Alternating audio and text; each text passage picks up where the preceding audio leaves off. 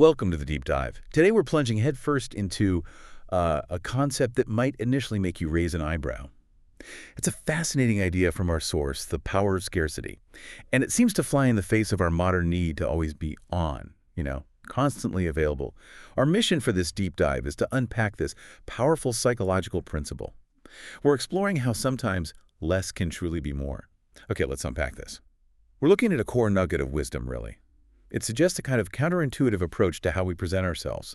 The idea is that strategic absence can actually elevate our perceived respect and value. Right. It's the idea that by not always being available, by creating a sense of scarcity, we can significantly increase our worth in the eyes of others. It really challenges that ingrained belief, doesn't it, that being omnipresent is the key to being indispensable. It absolutely does. So we'll explore the deep psychology and, well, the practical implications behind this really intriguing insight. So let's really dig into the first part of this. Use absence to increase respect.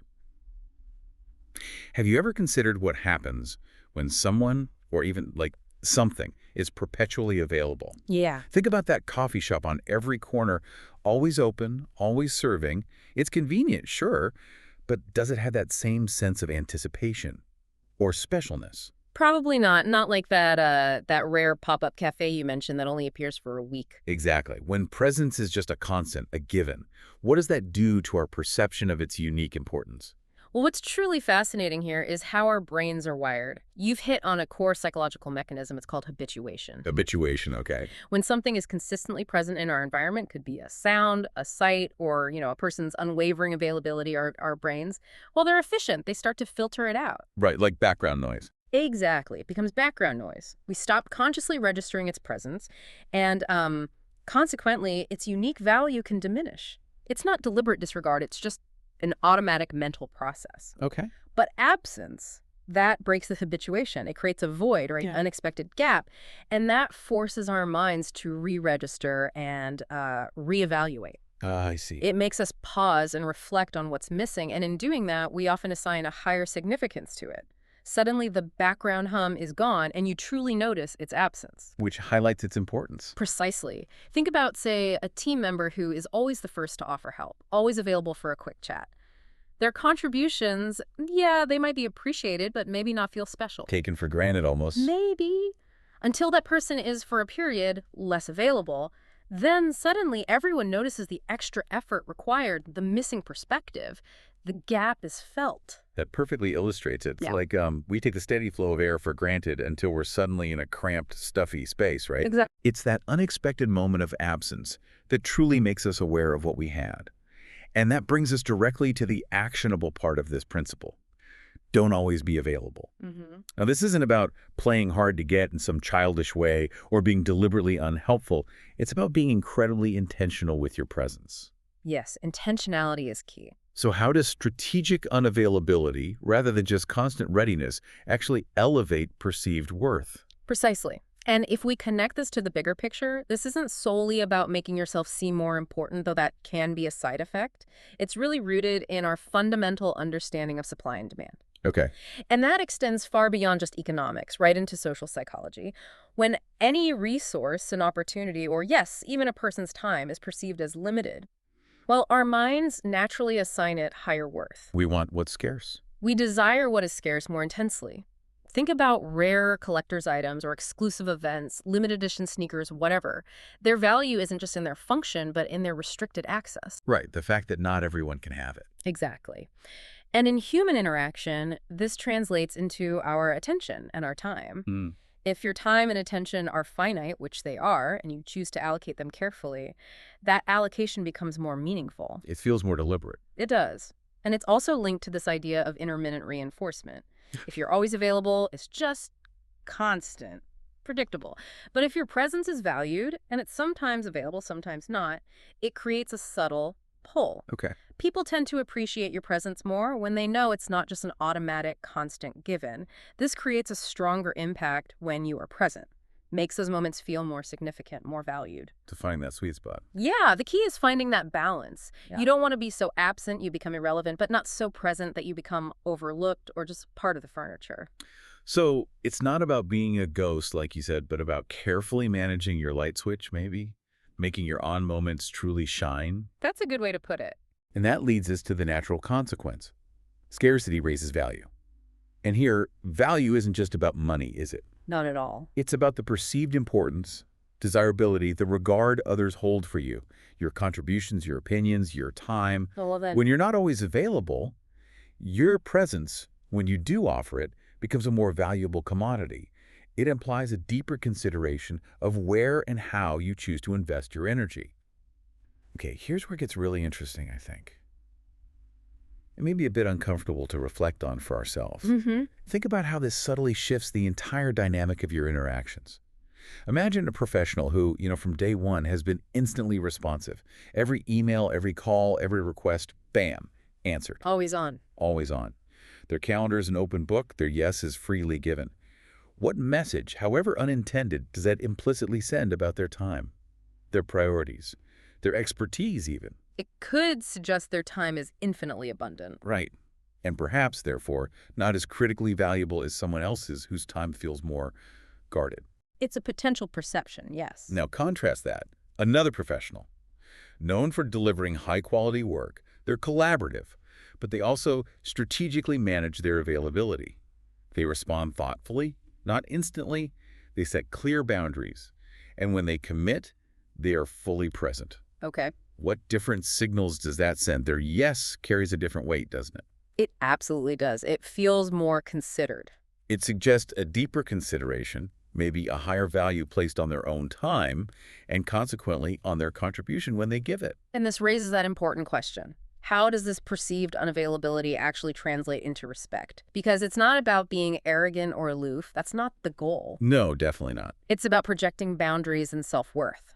When you signal that your time and energy are finite and precious, you're basically demonstrating self-respect. And others pick up on that. Often, yes.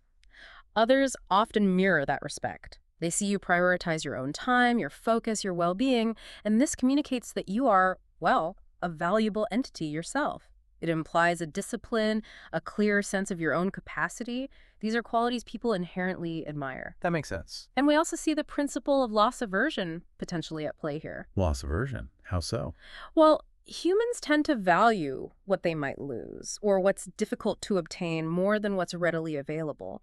If someone's presence is just a constant given, there's no perceived loss if they're not immediately there. Okay.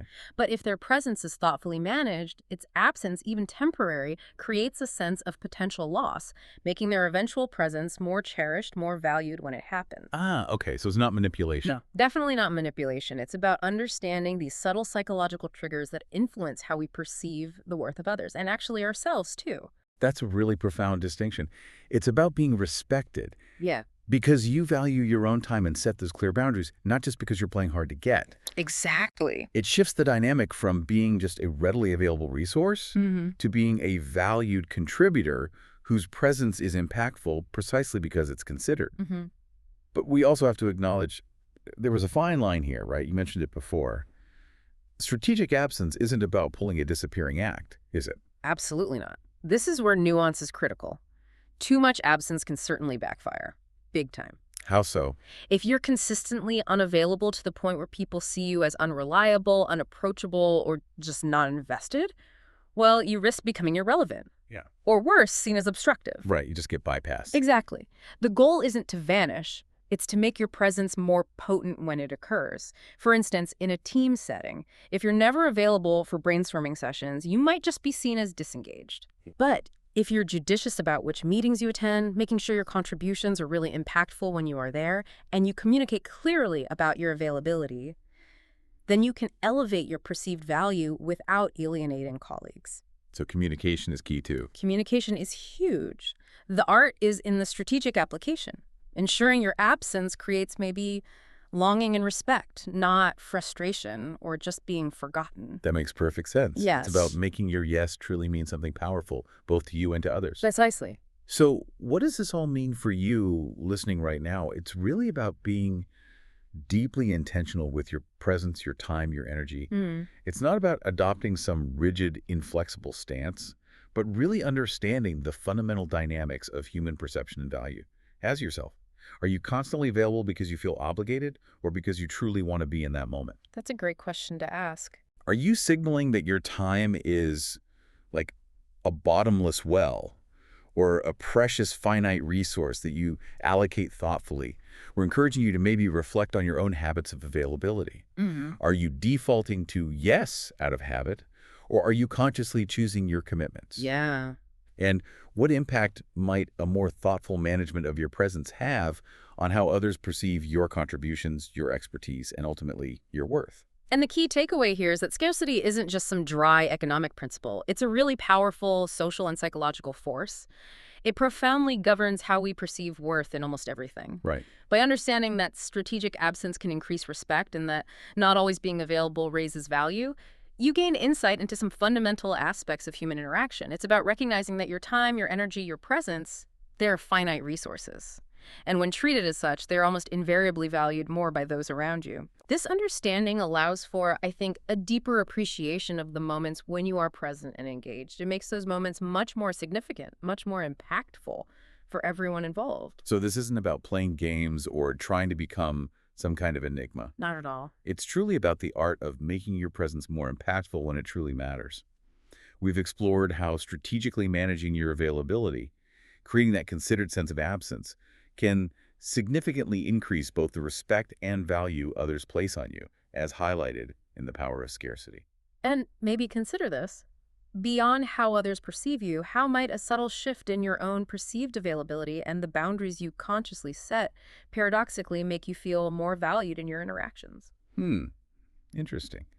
How so? Well, when your yes becomes a conscious, deliberate choice, maybe born from a place of self-worth and real intentionality, doesn't it carry more weight for you internally? Doesn't that enhance your own sense of purpose and value? Ah, I see. The internal feeling changes too. Exactly. Think about the subtle power inherent in the spaces between your yeses.